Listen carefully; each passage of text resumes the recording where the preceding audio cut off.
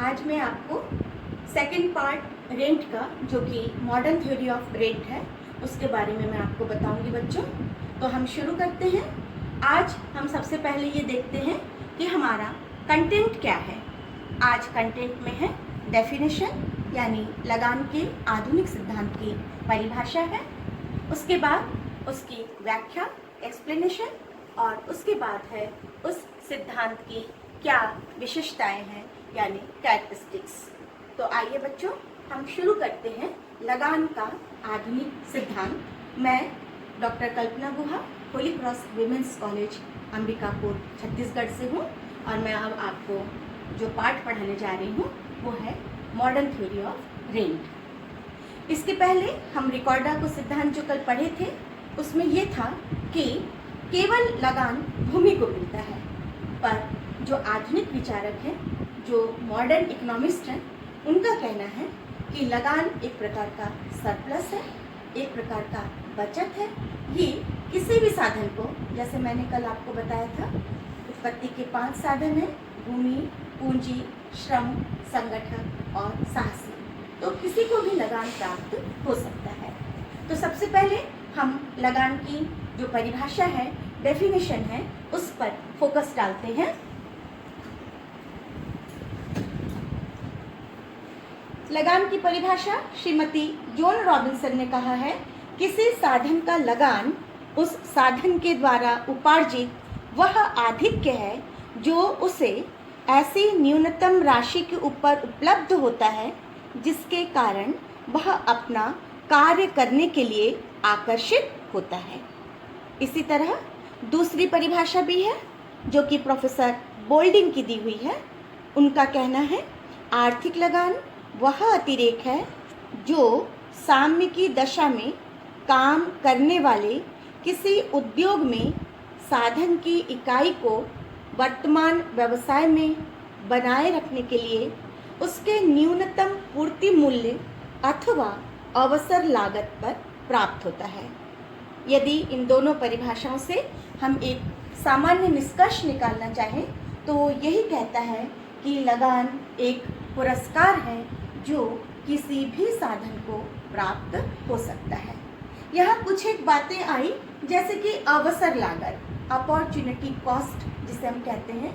आपने first year के syllabus में पढ़ा भी होगा, कॉस्ट या लागत, जिसमें कई प्रकार की लागत है: मौद्रिक लागत, वास्तविक लागत, मॉनिटरी कॉस्ट, उसके बाद रियल कॉस्ट, और उसके बाद अवसर लागत या अपॉर्चुनिटी कॉस्ट, जिसको हम हस्तांतरण आय भी कहते हैं, ट्रांसफ़र कॉस्ट भी कहते हैं इसको हम।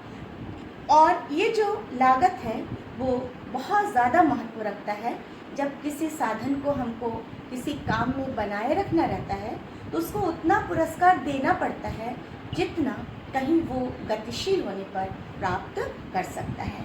तो इसीलिए आप यदि साधन को वर्तमान व्यवसाय में बनाए रखना चाहते हैं तो उसे उतना पुरस्कार देना पड़ेगा जितना उसको किसी और जगह पर जाने पर मिल सकता है। इसलिए यहाँ लिखा हुआ है न्यूनतम पूर्ति मूल्य।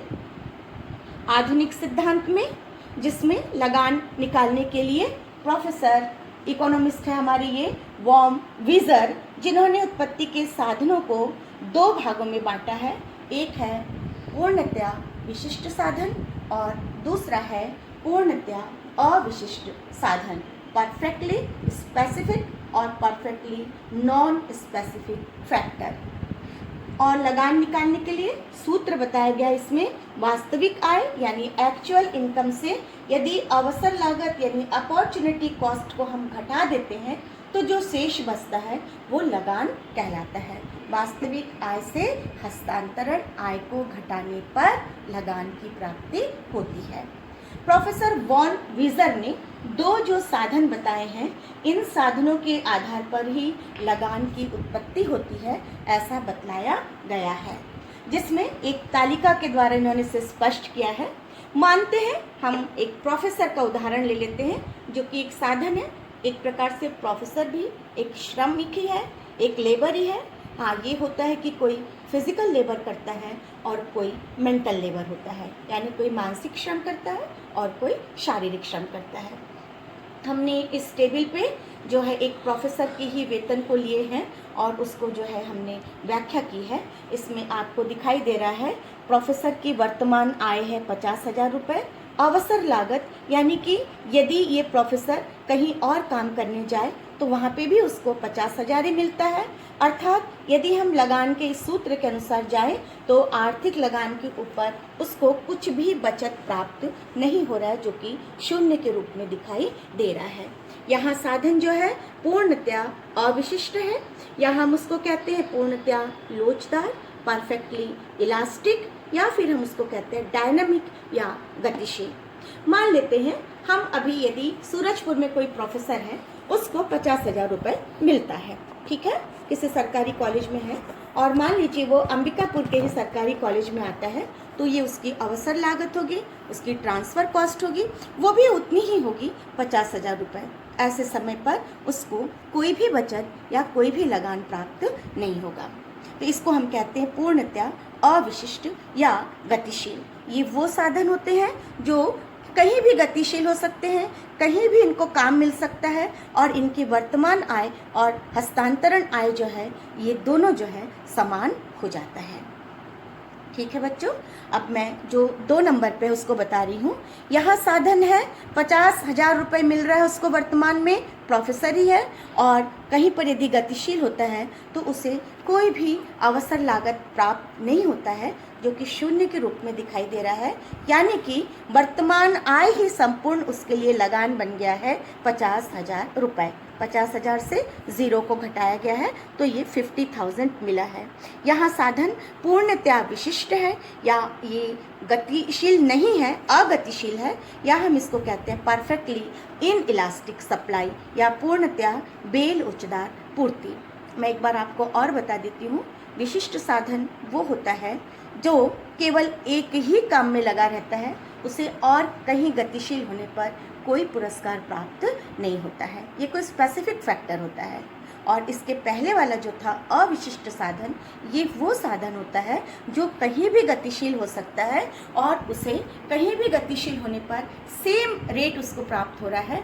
ऐसे समय पर उसको कुछ भी लगान प्राप्त नहीं होता है, और वो कहीं भी गतिशील हो सकता है। तो ये था अविशिष्ट साधन और विशिष्ट साधन।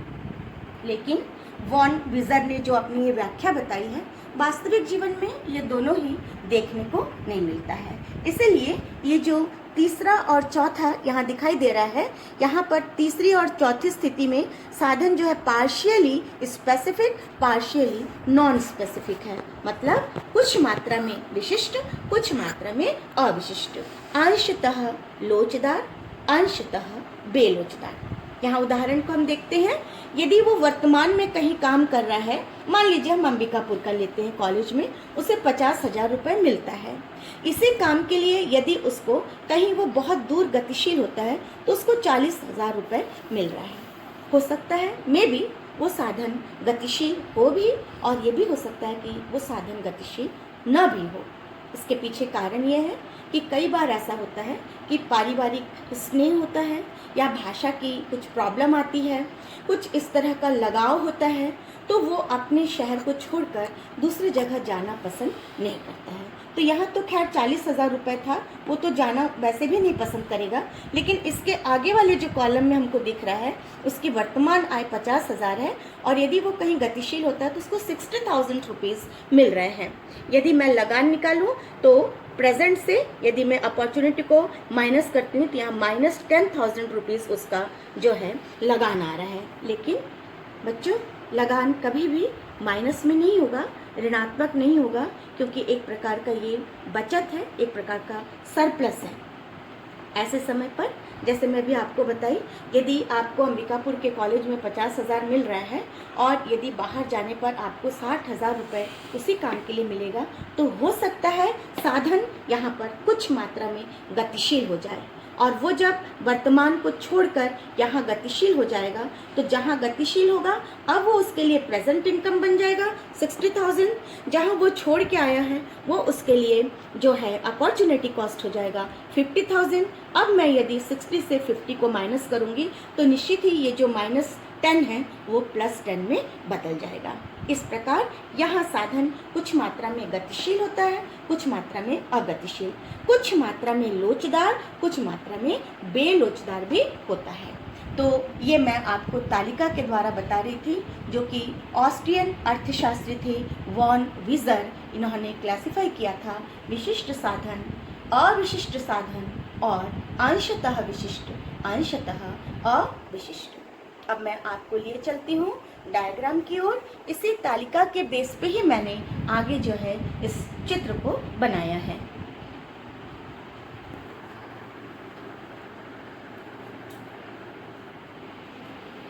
तो बच्चों, यहाँ लगान उत्पन्न होने के कारण दिखाई दे रहे हैं, जिसमें सबसे पहला है पूर्णतया अविशिष्ट, जिसे परफेक्टली नॉन स्पेसिफिक या हम इसको कहते हैं पूर्णतया लोचदार पूर्ति। यहाँ चित्र में वायो एक्सिस पर मैंने प्राइस को लिया है और ओ एक्स पर मैंने फैक्टर को लिया है। डी डी जो कि मांग रेखा है साधन की, और पी एस ये साधन की पूर्ति रेखा है। चूँकि ये परफेक्टली इलास्टिक है, इसलिए पूर्णतया लोचदार है, इसलिए बेस लाइन ओ एक्स के पैरेलल दिखाई दे रहा है। जहाँ साधन की मांग और साधन की पूर्ति एक दूसरे